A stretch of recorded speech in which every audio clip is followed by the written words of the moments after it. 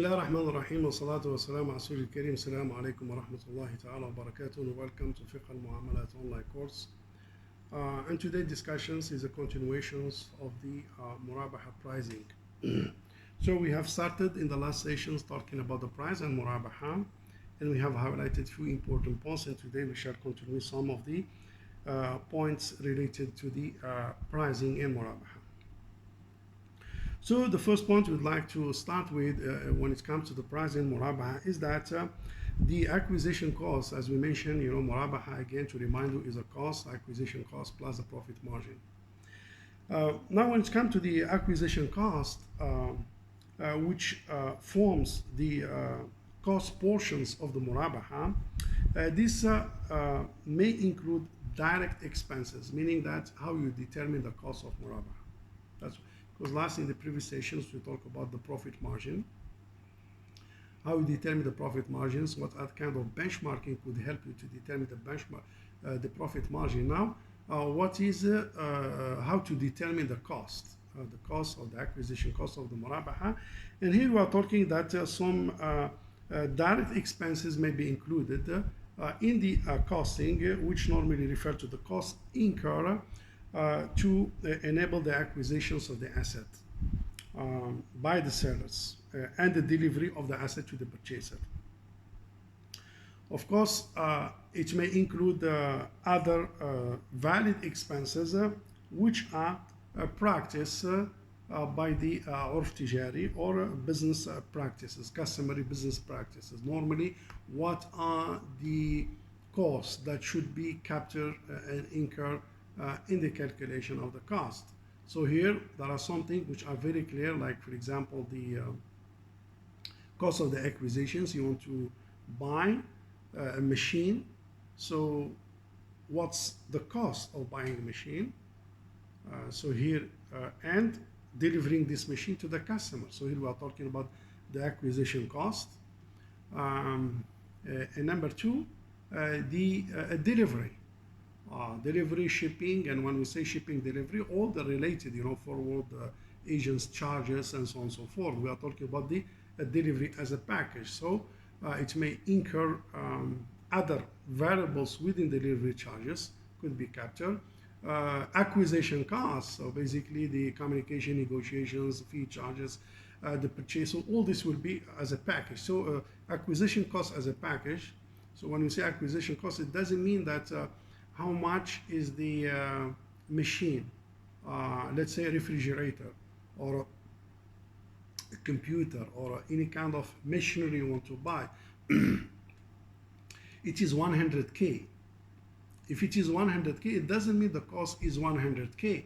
Only 100K is the selling price, but it could be some additional components that may incur and charges that may incur in getting this asset. That one should be added as part of the cost. So meaning here the amount of the machine plus additional cost that may incur in the process of the purchase that will be captured other part of the cost. Also the delivery and the delivery which may include also some warehousing charges, some transitions in some free zone charges, and so on and so forth. So we are not talking about one single amount, but we are talking about the package, acquisition cost package, and delivery package, and whatever other expenses that could be added as a part of the MURABAHAH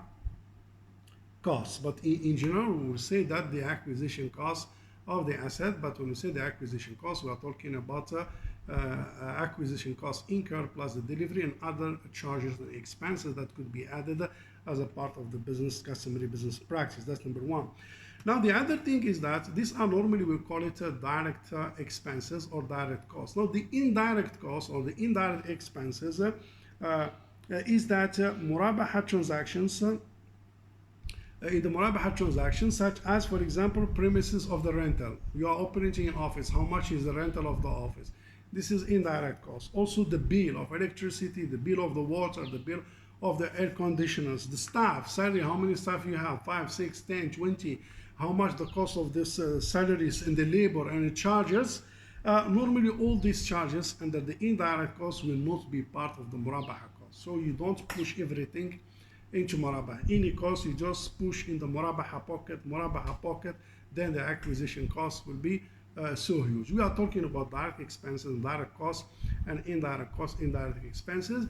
Direct costs and direct expenses and other that could be acknowledged by the customary business practice should be part of the acquisition cost, but something which is not related to the murabaha because you are operating anyway without the murabaha. You have the office, you have electricity bill, you have office premises, you have your staff without murabaha. So when the murabaha comes, don't bring those charges and dump it into the murabaha pocket as a part of the charges. But you should incur the direct expenses and direct costs, unless some institutions, they have a kind of pricing formula that is established by the what's so called by the firm or by the company, especially if you are working in a group of company and you have a sharing services and you have some kind of pricing formula that could be part of the pricing used in determining the acquisition cost of murabaha. This is left to the market practice. This is left to each jurisdictions how they practice. This is left to the financial institutions how they do it. But normally we don't include indirect costs like premises rental, salary, wages, electricity bills, and so on and so forth in the part of the murabaha cost, unless just give you a scenario when the bills and those things could be added, is that, let's say for example, for whatever reason you finish your work at 5:30 p.m. And some things that urgently must be attended in order to finalize the murabaha, and you don't have a choice, because if you close office at 5:30, something goes wrong with the murabaha, and you have to attend those inquiry in those transactions to complete whatever needed in the murabaha transactions, either with the buyer or with the suppliers and so on and so forth, with the customs or with the delivery or the shipping line and so on and so forth. Then you will stay from, let's say, 5:30 up to 7:30. You spend 2 hours, 3 hours, and in that you will use, of course, bill of electricity. You may use water. You may use aircon. You may the staff may claim overtime and so on and so forth. Those things could be. I'm saying could be part. It depends how frequent it is. Depends how is the policy of the financial institutions or the company. Those basically could be incurred as part of the added to the direct cost, because basically those expenses are not to be meant as a business as usual, but it has been what's so called incurred as a result of attending those inquiries related to the murabaha. And without murabaha, we should close office, for example, at 5:30. So those expenses should be billed to the direct cost of murabaha. Some things, guidelines that could be there here and there, but the bottom line, fairness and justice is very important to be applied, to be imposed on yourself, on the customers as well. The other points would like to mention is that any kind of direct expenses to be incurred after the entering into the murabaha contract shall not be borne and shall not be part of the acquisition cost, and shall be borne by the purchaser. Meaning that all are done, alhamdulillah, so acquisition price, profit, everything has been determined, everything has been captured, and business as any variations after entering into the murabaha, which could be especially as a requested or as a request from the what's so called a buyer, will be not borne by the what's so called a seller, but it will be borne by the purchaser. For example, I mean, everything has been done and all the expenses has been captured, then delivery should be in point A. Later on, after everything is done, transactions completed, contract billed, and the murabaha is ongoing, then the customers requested to be the point of C instead of B. So there is a cost incurred here, which will not be borne by the seller, but it will be borne by the what's so called seller, purchaser. We finish everything, then last minute, you know, something new inquiry comes. We need the loading to be with inspections. Before loading the cargo. This is new requirements. This is a new what's so called request. This cost of the inspections of the cargo upon loading, because as you know, some of the countries may request certificates of inspections upon loading the cargo. Not everyone requests it, but some country will do it. So if you come with last minute, this kind of costs related to inspections will be what's so called borne by the purchasers. Let's say the price that's agreed upon is CNF. Then last minute, you know, the purchaser wants a CIF. So the additional insurance coverage will be borne by the what's so called by the purchasers. Agree it is ex-factory delivery or pickup. Then no, I want it to be FOB, so the delivery from the factory to the port will be charged to the purchaser.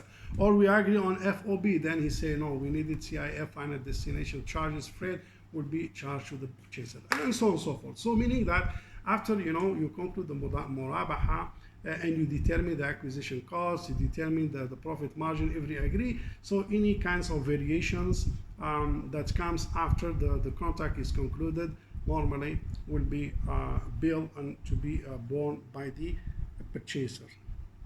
The other points that we would like to cover, that could be the last point in this session, is that any discount on the acquisition price or cost, obtained upon the purchase by the sellers, which is in this case the Islamic financial institutions, so shall be reflected in the reductions of the acquisition cost. So let's say, which means that you don't enjoy the discount. You don't enjoy the discount. Which means that if you buy a machine with 100K, 100,000, let's say US dollars, and before you finalize and the negotiations, and this is what agreed by the purchaser, but somehow you have been granted discount of 5%, 2%, whatever amount. So that kind of discount, let's agree on 5%. If the 5% has been discounted and offered by the supplier, that discount in the acquisition cost should be reflected in the deductions of the acquisition cost in the formulation of pricing of Murabaha. So which means that you don't take the 5%. Meaning whatever discount given and granted by the supplier, basically it should be reflected to the pricing. You don't enjoy the 5% and you keep the amount as it is, because Murabaha is a acquisition cost plus profit margin. So the final acquisition cost, because you may start with acquisition cost of 100K, then through negotiations, through whatever incentive that could be provided by the suppliers, you may, during the course of Murabaha, be granted a discount on the original cost. That one should be reflected to the Murabaha, because Murabaha doesn't go with the what price that has been agreed upon at the beginning of the promise, but Murabaha goes by the acquisition cost of the asset upon concluding the Murabaha. That's a very important point that we should look at. And with this, we come to the end of the session and try to see you in the coming sessions. Bi-idhnillah. Assalamu alaikum wa rahmatullahi ta'ala wa barakatuh.